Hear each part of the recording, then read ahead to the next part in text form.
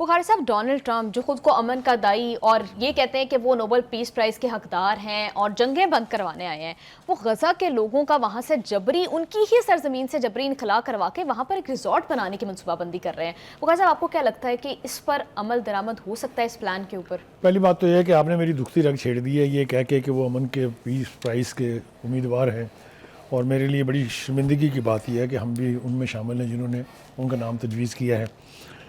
لیکن اگر مجھ سے کوئی پوچھے تو میں تو کہوں گا کہ ٹرمپ سے بڑا غاصب، ٹرمپ سے بڑا فلسطینیوں کا قاتل کوئی اور نہیں ہے۔ جی، مودی ٹول ہے، اصل میں یہ امریکہ ہے جو کچھ کر رہا ہے، اصل میں جینوسائیڈ کا ذمہ دار امریکہ ہے، اصل میں اس قتل و غارت کا ذمہ دار ٹرمپ ہے۔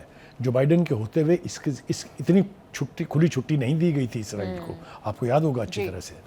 Any way, having said that, یہ جو انہوں نے کہا ہے نا کہ میں اس کو سیاسی مرکز بناؤں گا، یہ آپ کے باپ کی زمین نہیں ہے، یہ آپ کے ابا عزور کی نہیں ہے، یہ فلسطینیوں کی زمین ہے۔ آپ ہوتے کون ہیں؟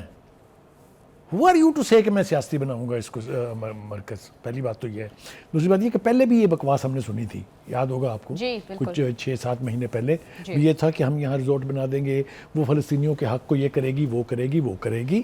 یہ ساری، میں تو سمجھتا ہوں جو کچھ بھی نیتن یاہو کر رہا ہے وہ ٹرمپ اس سے کروا رہا ہے۔ ذمہ داری سے کہہ رہا ہوں میں، I am ready to stand any trial. میں ثابت کر دوں گا کہ امریکہ جو ہے اس سب کچھ کے پیچھے ہے اور اتنا ہی قصوروار ہے جتنا نیتن یاہو ہے۔ ایک بات۔ دوسری بات یہ ہے کہ وہ کہہ کے تو آئے تھے میں جنگیں بند کراؤں گا، ابھی وہ دعویٰ کرتے میں نے 7 جنگیں بند کرا دی، پتہ نہیں کون سی کرائی، میں تو کہتا ہوں 2 شروع کرائی ہیں انہوں نے۔ جی، یوکرین کی جنگ جو ہے وہ کبھی کبھی حملے ہوتے تھے ایک دوسرے کے اوپر، تابڑ توڑ حملے ہونے لگ گئے جب سے موصوف نے کہا کہ میں جنگ بند کراؤں گا۔ جو مذاکرات ہو رہے تھے دوحہ کے اندر حماس اور اسرائیل کے بیچ میں، ان کے ہوتے ہوئے سیشن جاری تھا جب اس نے کہا کہ اسرائیل حملہ کر دے، اور انہوں نے آدھے غزہ کے اوپر قبضہ کر لیا ہے۔ یہ کس طرف سے آگے امن کے دائی جی؟ کوئی امن شمن کے دائی نہیں ہے وہ۔ دوسری بات یہ ہے کہ اسرائیل جس طریقے سے مغربی کنارے پر قبضہ کرنے کی کوشش کر رہا ہے، آپ نے دیکھا ہے کہ ریزسٹنس میں تیزی آئی ہے۔ جی، آپ نے دیکھا ہے کہ اس کے فوجی مارے گئے ہیں وہاں، آپ نے دیکھا کہ ریزرو فوجی اب دوبارہ کال کرنے کے اوپر آنے کے لیے تیار نہیں ہے۔ تو ریزسٹنس ختم نہیں ہوئی ہے، 2.5 سال ہو چلے ہیں اس قتل و غارت گری کو، لیکن ابھی تک ریزسٹنس موومنٹ اپنی جگہ موجود ہے۔ اور اصل جو بات ہے ان کا خیال یہ ہے، امریکہ اور اسرائیل کا، کہ جب تک ایران کے ٹکڑے بکھرے نہیں ہوتے ہیں، یہ جو پروکسیز کہہ لیجیے آپ اس کو جو مرضی نام دے لیں، یا وہ تنظیمات جو جہاد لڑ رہی ہیں فلسطین کا، وہ کمزور نہیں ہوں گی۔ میں اس بات سے اس حد تک اتفاق ضرور کرتا ہوں کہ کئی دہائیوں سے ایران نہ صرف ان کی فنڈنگ کر رہا ہے بلکہ ان کا، یعنی ان کے پیچھے کھڑا ہے۔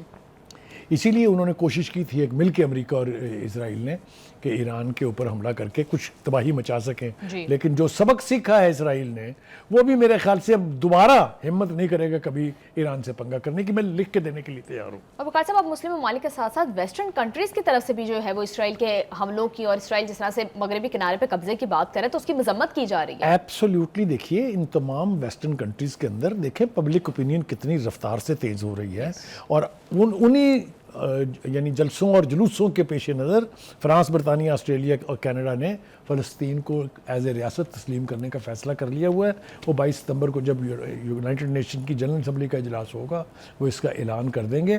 ٹرمپ اپنے نیتن یاہو نے کافی دھمکیاں دینے کی کوشش کی ان کو، لیکن کسی نے ایک نہیں سنی ہے۔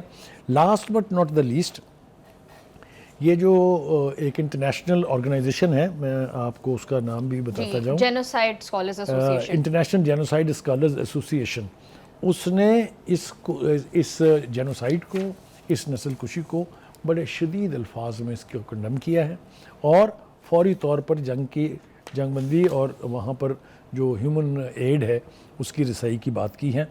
اور ساتھ ہی ساتھ وہ فلوٹیلا جس نے اسپین سے اور ٹیونس سے چلنا تھا، اس کے سفر کا آغاز ہو گیا ہے، اور وہی جو خاتون ہے گریٹا تھنبرگ، وہ ایک مرتبہ پھر اس کی قیادت کر رہی ہیں۔ آپ کو یاد ہوگا پچھلی دفعہ جو فلوٹیلا آیا تھا اس کے اوپر بھی وہ تھی، گرفتار بھی ہوئی، لیکن اس کے باوجود دوبارہ بیٹھ گئی ہیں، اور بہت سارے انٹرنیشنل فیم کے لوگ جو ہیں وہ اس فلوٹیلا کی کشتیوں کے اندر سوار ہوں گے۔ تو اسرائیل کو اب خیر منانی چاہیے۔ میں بتا رہا ہوں آپ سے، امریکہ کی متھ ٹوٹنے کا وقت قریب دکھائی دیتا ہے مجھے، اور یہ یعنی یہ ہزیمت پہلی دفعہ نہیں ہوگی.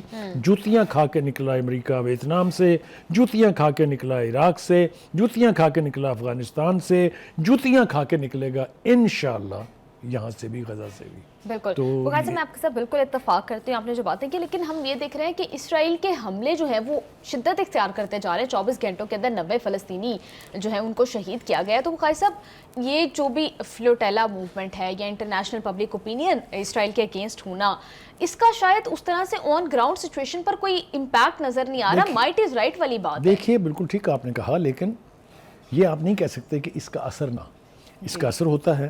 لیکن چونکہ اسرائیل غاصب ہے, چونکہ اس کی فورسز وہاں موجود ہیں, کیونکہ اس کا خیال یہ ہے کہ بس میں اب یہ سارا صفایا کر دوں گا اور یہ پورا غزہ کیا پورا فلسطین میرا ہوگا, خواب دیکھنے میں کوئی حرج نہیں ہے.